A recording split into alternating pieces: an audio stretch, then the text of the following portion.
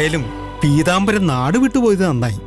ഗിരിക്ക് കുറച്ചു കാലത്തേക്ക് അയാളെ കൊണ്ടുള്ള ശല്യം ഉണ്ടാവില്ലല്ലോ. അതെ സർ, പലവട്ടം വീട്ടിൽ വന്ന് പ്രശ്നം ഉണ്ടാക്കിയപ്പോ അയാളെ ഗിരിയേട്ടൻ തല്ലാൻ തുടങ്ങിയതാ. ഞാനാ പിടിച്ചു മാറ്റാറുള്ളത്. അങ്ങനെ ഗിരിയേട്ടനെ തടുക്കാൻ ആരുമില്ലാത്ത അവസ്ഥയില് പീതാംബരനെ കയ്യിൽ കിട്ടിയ ഗിരിയേട്ടൻ എന്ത് ചെയ്യുമെന്നുള്ള പേടി എനിക്ക് എപ്പോഴും ഉണ്ടായിരുന്നു. ഇപ്പോഴാ സമാധാനമായത്.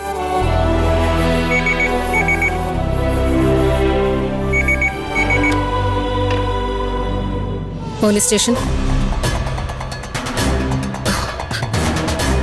എവിടെയാ കണ്ടത്? ബോഡിയുടെ അടുത്ത് ആരും പോവാതെ നോക്കണം. ഞങ്ങളൊരു 15 മിനിറ്റിലെത്താം.